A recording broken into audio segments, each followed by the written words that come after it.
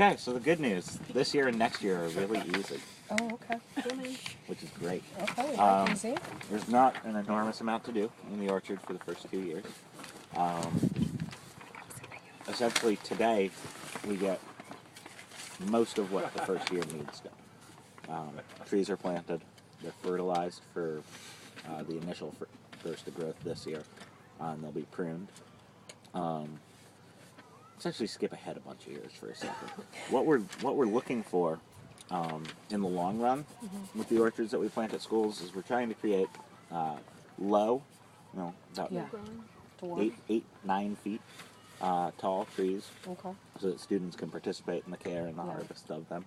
All the varietals planted are school year bearing, Okay. so they all fruit in between September and the beginning of June. So they all bear while they're Okay. students here. Okay. It's a fantastic forethought. Okay. Yeah, and Planting. yeah, Shove it that is. There thinking. are a lot of school fruit trees that we didn't plant that bear Right. You learn as you in go. July, Right.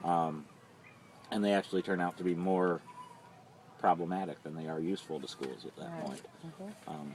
Because if no one's around to harvest and eat the fruit, Support nature, something free for all. something will be around to harvest and eat the fruit. Yeah. Usually of the They are rodent turkeys type. and rats. Yeah.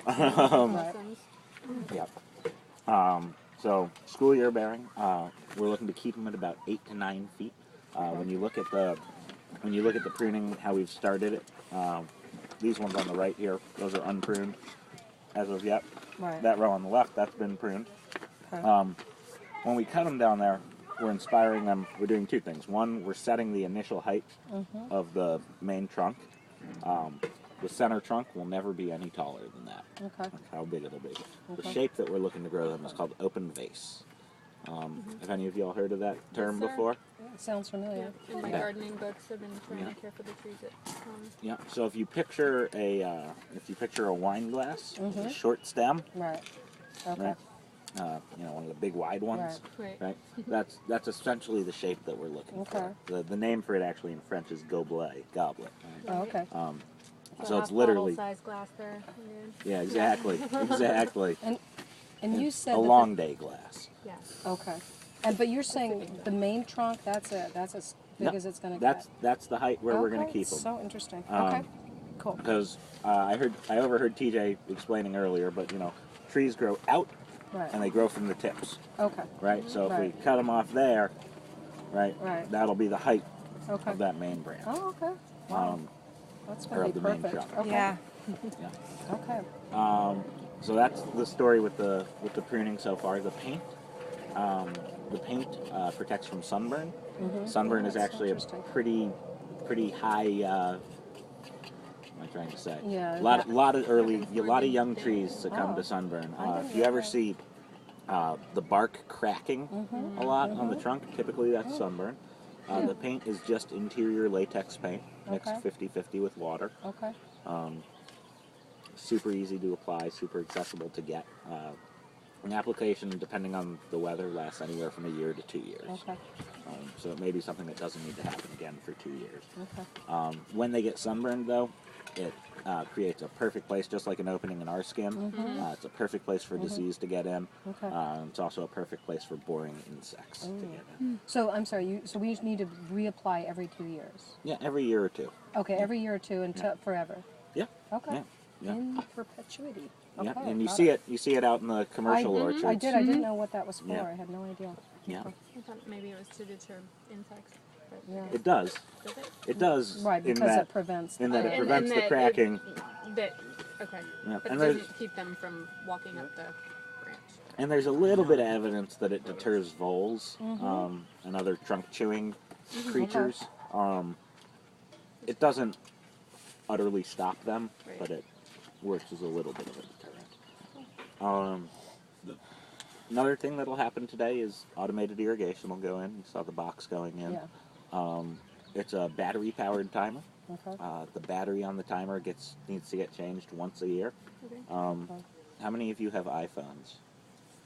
All of us do. I have a smartphone. It's not an iPhone. Okay, watch this. Do you use Siri for reminders? Yeah. Okay. Tell her to remind you every year on this day to change the battery in the timer.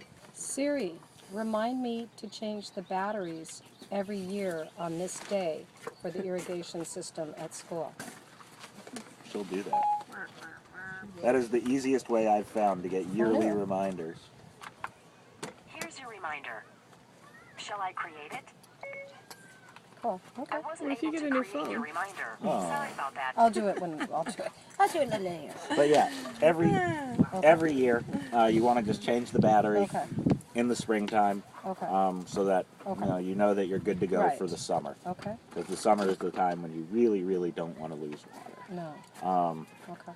We're going to program the timer today to be putting down about 8 gallons a week Okay. in 2 watering events. Okay. So it's a fairly deep, slow watering. Okay. So it'll just be 8 gallons a week for the entire growing season this year. Okay. And then we'll bump it up a little bit for next year. Okay. The other thing, I'll get all your emails Okay. at the end here, but we also send out bi-monthly, so every other month, Oh, okay. care emails Okay. going over what should be going on in the orchard Perfect. Awesome. at any given time. So that's essentially all there is to it with water. And once we get on our feet and start getting hands-on, I'll show you the timer and how to reprogram it and how to manually turn it on and so on and so forth. Sure. We're putting down fertilizer today. Typically, unless you have sort of specific nutrient deficiencies going on, it's a nice low nutrient value balanced fertilizer is perfect. What we're putting down today is a 543 Okay. organic pelletized fertilizer. Okay. You could use a 442. Okay. You could use a 342. Okay. Anything that's relatively low and balanced. Okay. You don't really want to get into the world of like 20/20/20s and Right, these or like 6. Yeah. and these real high nutrient level fertilizers.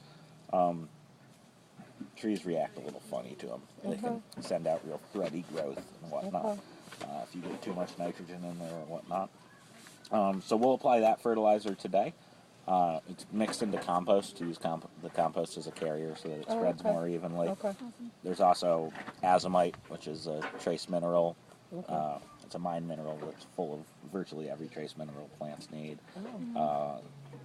Water-soluble kelp, Okay.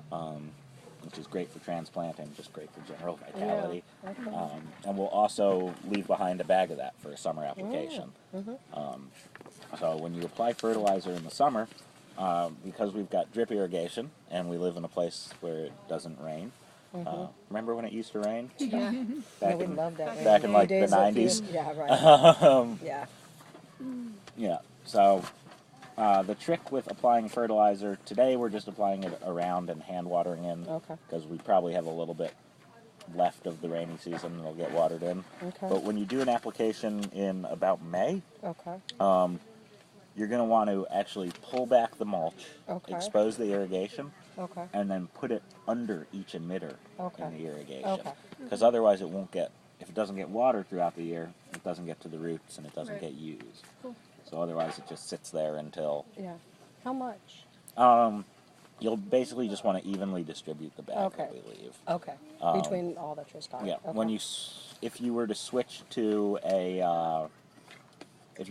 like a bag of pelletized fertilizer, they have instructions on them. Okay. Some good ones for fruit trees. There's a product called NutriPellet, Okay. and anything that I go over in this, you can get from. You familiar with Peaceful Valley Garden Supply? I think it's groworganic.com. Not a sponsor of ours, but Or they should. they ought to be. And they're a terrific. I don't know what your local garden supply stores are like, Right. but they're a terrific garden supply that Okay. has extremely low shipping rates. Oh, okay. We like that that. Shipping. Get things to you no problem. Nice. So they have stuff called NutriPellet that works real well. Dr. Earth's Organic 9 works real well Okay. for trees. And on most fruit tree fertilizers, the instructions are based on inch of diameter of the trunk. Okay. You measure it about a foot above ground. Okay. And it's half a cup per inch of trunk diameter, or a cup Okay. per inch of trunk Right. diameter. So that's sort of how you determine the amount of fertilizer each tree needs. Okay. for the next 2 years, here's something really disappointing. Okay. For the next 2 years, when you see fruit on these trees, Yeah. take it off. Oh, really? Yeah, you don't want to let them fruit for the first couple of years. Okay, did not know. Yeah, it takes trees an enormous amount of energy in order to put on fruit, Yeah. and we'll talk more about that when we Okay. talk about thinning.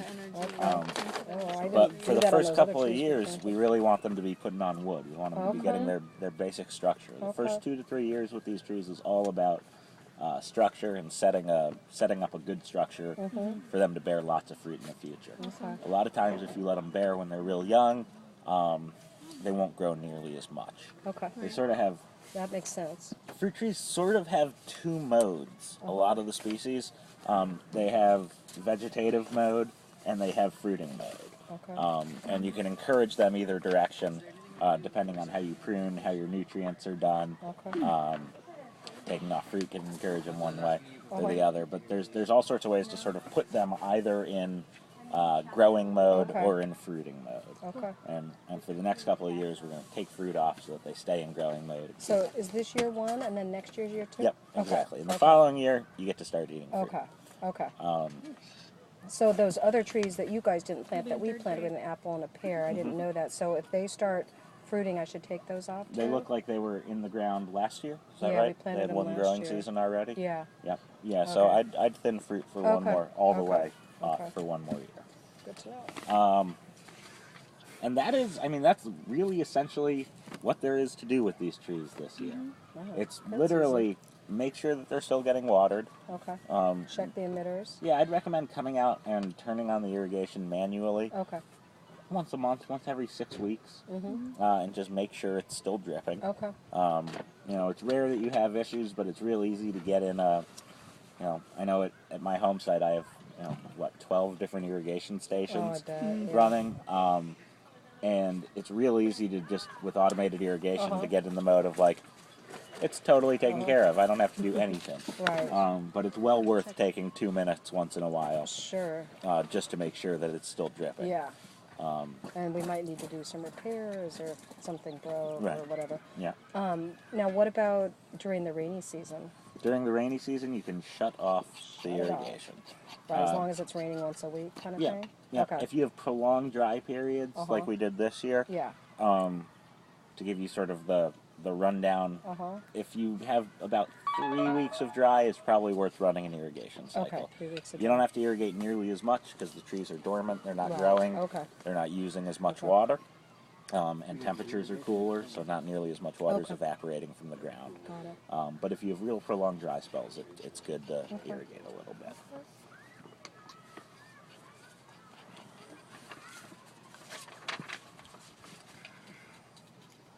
So there's checking on the irrigation this summer. Throughout the year, there's one more application of fertilizer, in Okay. May or June, Okay. around about that period of time. Okay. That's essentially it. If you want to get really bold, I can give you one more task for this summer. Let's go over here and go Okay. over some pruning stuff. And I didn't grab tools, let me grab a couple tools.